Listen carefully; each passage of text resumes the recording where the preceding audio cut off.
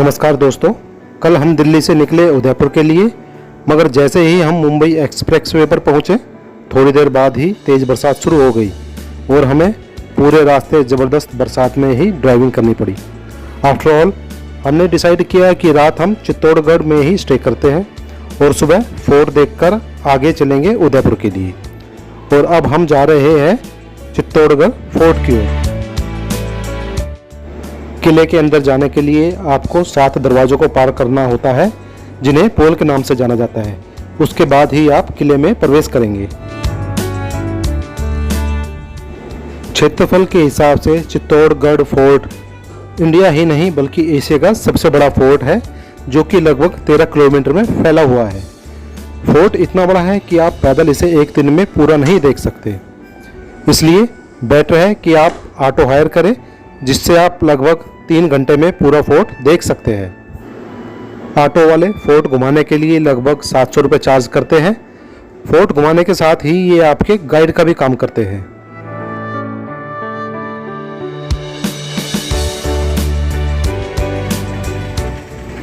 तो दोस्तों, 7 गेट पार करके अब हम पहुंच चुके हैं फोर्ट के अंदर। अब यहाँ से हम एंट्री टिकट लेंगे और फिर चलेंगे किले के अंदर। तो आइए अब आपको हम दिखाते हैं चित्तौड़गढ़ शहर का एक खूबसूरत व्यू। दूर दूर तक फैला शहर आपको यहाँ से काफ़ी सुंदर नज़र आता है। तो चलिए अब चलते हैं किले के अंदर। ये 40 रुपये की एंट्रेंस टिकट लगी है पर पर्सन।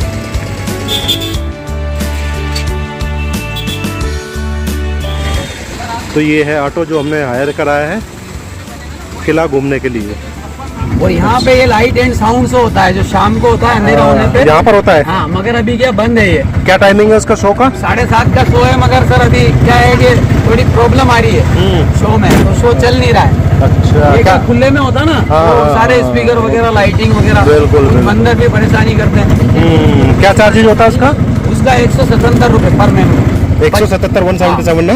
150 टिकट है। हाँ, 150 टिकट है और 27 रुपए जीएसटी। यहाँ जूते चप्पल अपने को यहाँ नहीं खोलना है, ऊपर खोलना है। तो दोस्तों, इस प्रेमाइसिस में आपको 2 टेम्पल देखने को मिलेंगे। एक टेम्पल है राधा कृष्ण और बलराम जी का, जिसे विष्णु टेम्पल या वराह टेम्पल के नाम से जाना जाता है, और दूसरा टेम्पल है मीरा टेम्पल। बड़ा जो मंदिर आप लोग देखेंगे पुराने जमाने का विष्णु का अवतार वराह का मंदिर है। आगे का जो आर्ट देखने को मिल रहा है देलवाड़ा के टेम्पल का, और पीछे जो साउथ के टेम्पल होते हैं ना, सोमनाथ, जगन्नाथ पुरी।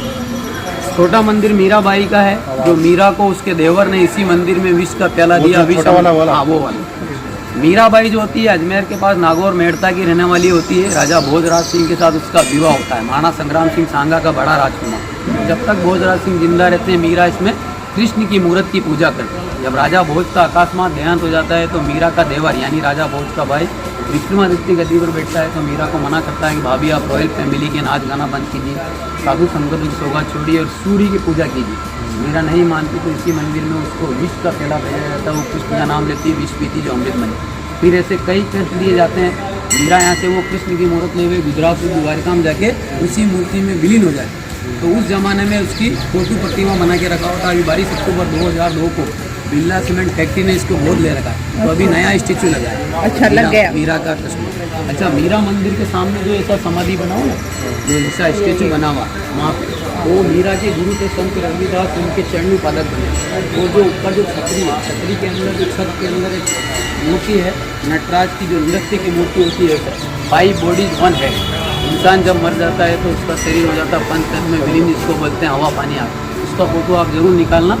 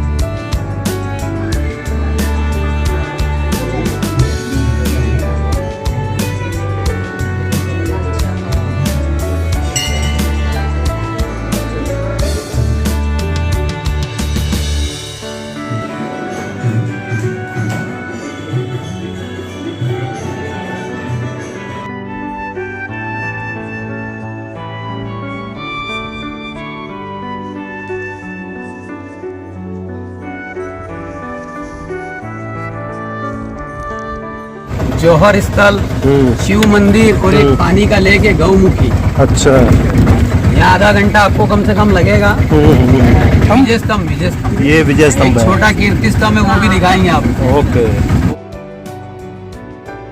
विजय स्तंभ, ये विजय स्तंभ है जी। यहाँ आपको ये टिकट एक बार चेक करवानी पड़ती है, एंट्रेंस टिकट जो आपने लिए है, और उसके बाद आप एंट्रेंस करेंगे यहाँ पर। ये देखिए,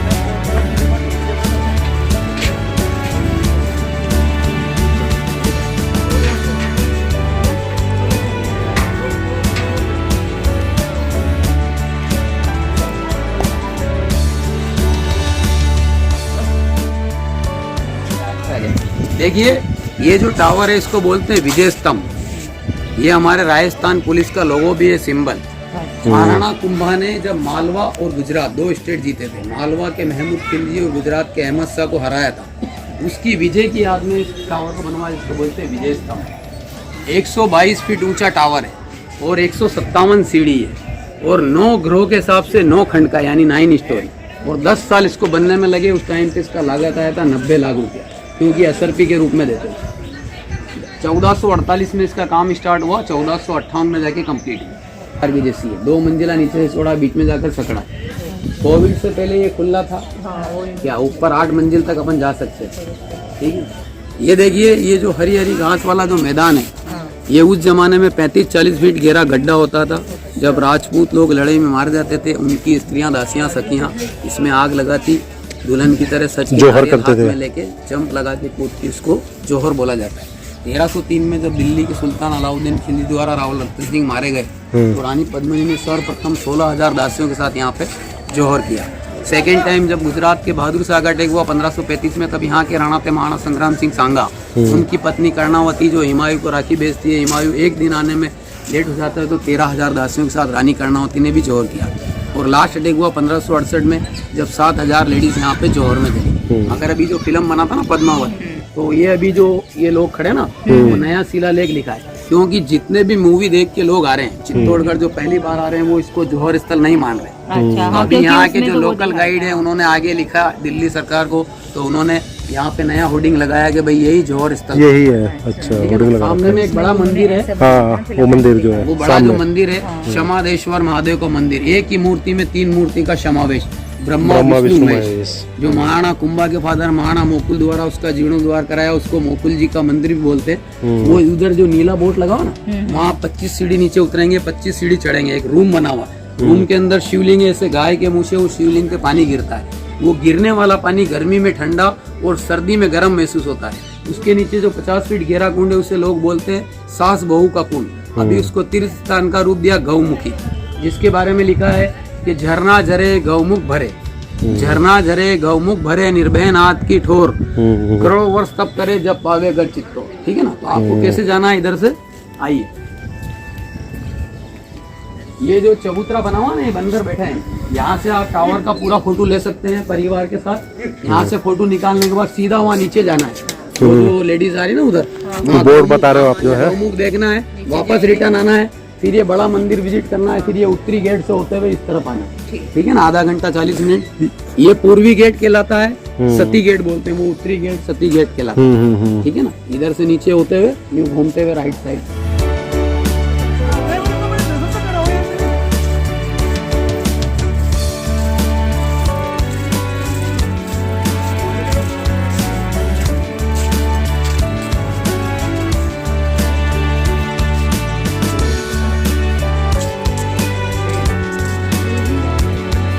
स्टार्टिंग से ही है।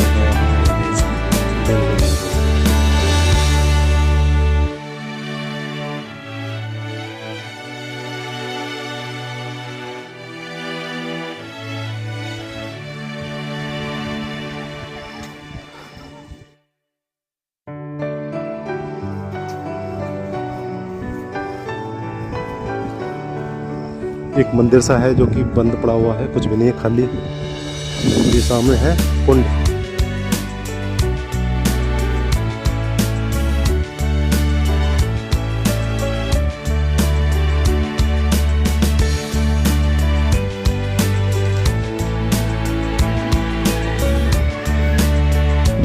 और ये नीचे जाकर है शिव मंदिर, जहाँ रानियां भगवान के दर्शन करने आती थी।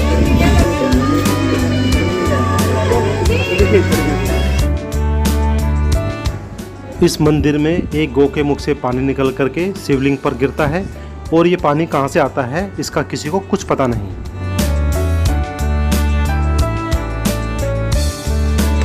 और यहाँ से देखिए एक व्यू पूरे चित्तौड़गढ़ का।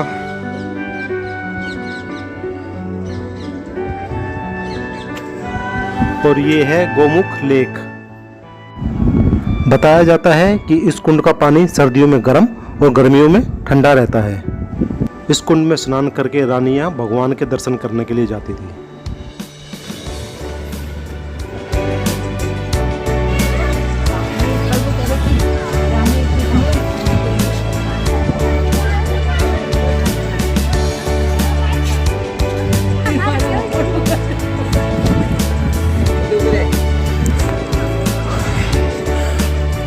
फिर सफ़ेद बादल हो गया एकदम।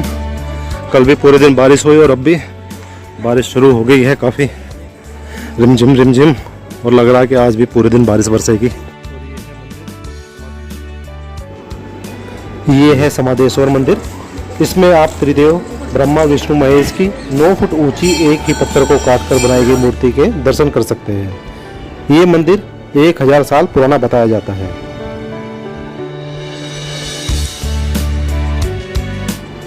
मंदिर के बाहर आपको सुंदर कलाकृतियां देखने को मिलेगी।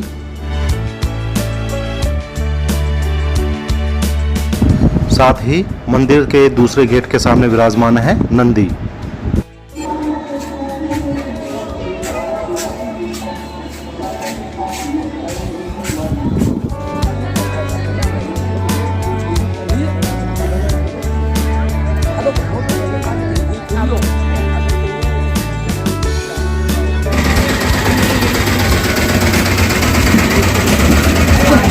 कीर्ति स्तंभ और सूरज पोल गेट, फिर अपन रानी पद्मिनी का जल महल। अच्छा,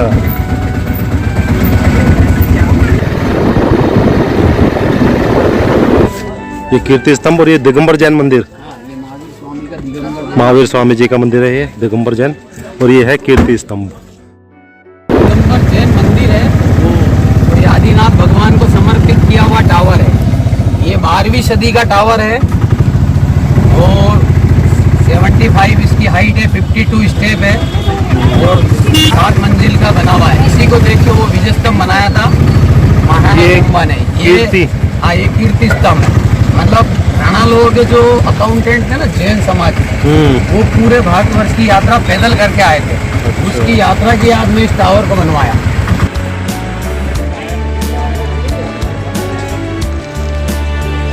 अच्छा, ये किले की सबसे ऊंची वाली जगह है, टॉप वाली।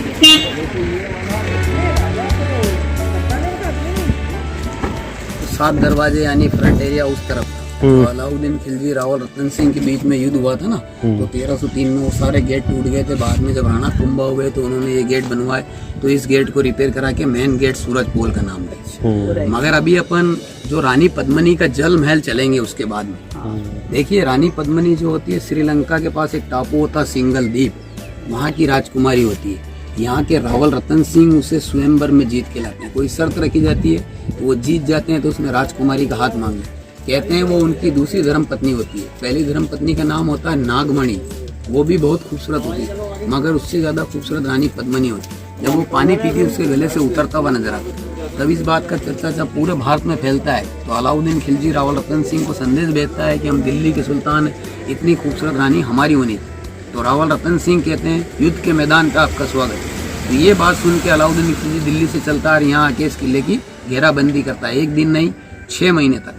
तो उस जमाने में इनका राशन पानी वगैरह खत्म होता है, तो इनके बीच में समझौता होता है। तो भाई रानी को नहीं देना चाहते तो एक बार उसको दिखा दो। तो जल महल की सीढ़ी पे रानी को बिठाया। जल महल थोड़ा डीप में बना हुआ, मिरर वाले रूम में अलाउद्दीन खिलजी को खड़ा किया। ऐसे तलवार लगाई, अलाउद्दीन खिलजी की पीठ के पीछे रानी को बिठाया। यानी मान मर्यादा उस टाइम पे भी रखी गई। रिफ्लेक्शन पूरा हुआ। और दोस्ती खातिर जहाँ अभी अपन चल रहे हैं मेन गेट सूरत, अलाउद्दीन खिलजी को रावल रतन सिंह यहाँ छोड़ने आता है सूरज पोल गेट। तो वो उसको बंदी बना लेता है और रानी के पास संदेश भेजता है कि तुम अपने पति, अपने हस्बैंड, अपने महाराज को चाहती हो तो मेरे पास चले आओ। तो रानी पद्मिनी जितनी ज़्यादा खूबसूरत होती है उतनी ही ज़्यादा वो चतुर और चालाक भी होती है। वो कहती मेरी सहेलियाँ मेरी दासियाँ मेरे साथ आएगी और 700 पालकी की मांग करती। जब ऊपर में 700 पालकी का प्रबंध किया जाता है उसमें रानी दासी नहीं आती, सैनिक लोग आते हैं। तो कहते हैं यहाँ पे युद्ध हो जाता है और रावल रतन सिंह मारा जाता है, फिर रानी पद्मिनी जौहर जलाती। तो वो क्या समर पैलेस था जहाँ भी अपन लड़ाई के मैदान के बाद चलेंगे ना, वो जल महल समर पैलेस, गर्मी के 4 महीने वहाँ राजा रानी रहते थे और उसी महल से दिल्ली के बादशाह अलाउद्दीन खिलजी ने रानी पद्मिनी को देखा था। ये है मेन गेट की जो पहाड़ी है ना, हाँ सूरज पोल है ये। मेन गेट पुराने जमाने के जो 7 दरवाजे इस तरफ थे, हाँ ठीक है ना, ये देख के आ जाइए आप।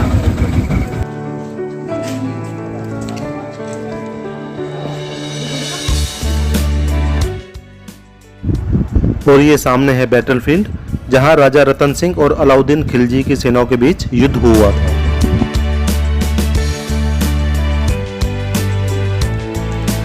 बारिश आ रही है, चारों तरफ बादल बादल हो रहे, तो इस समय नजर नहीं आएगा आपको। और ये है सूरज पोल जो नया गेट बनाया गया है। यहीं पहले पुराने 7 गेट हुआ करते थे जहां से महल में प्रवेश किया जाता था, जो कि अब बंद कर दिए गए हैं।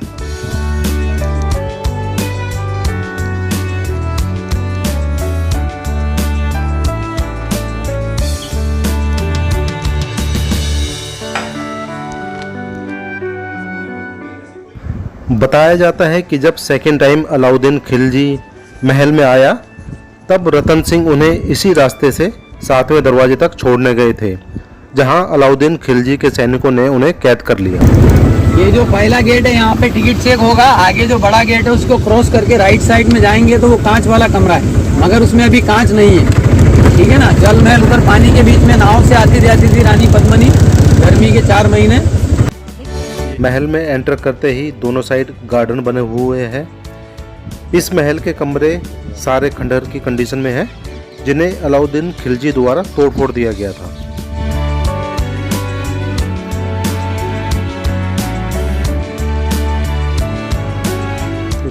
और ये सामने है जल महल जहां रानी पद्मावती गर्मियों में रहती थी। रानी नाव के द्वारा अपने महल से जल महल पहुंचा करती थी।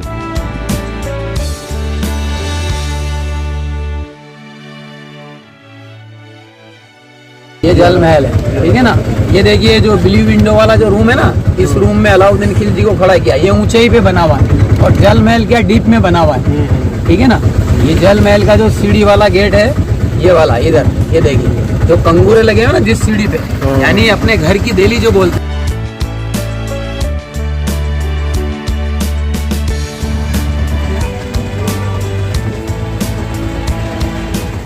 ये मंदिर है काली माता का, प्रसिद्ध और प्राचीन मंदिर है।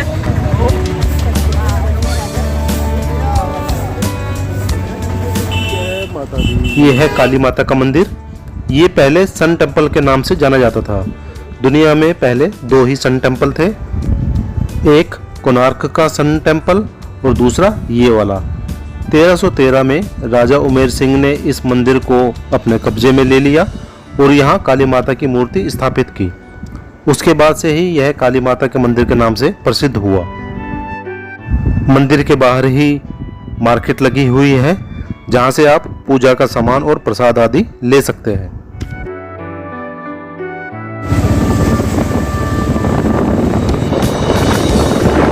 तो चलिए, हमारा फोर्ट का हो गया है कंप्लीट टूर और आप चलते हैं उदयपुर के लिए। तो देखिए सामने यहाँ से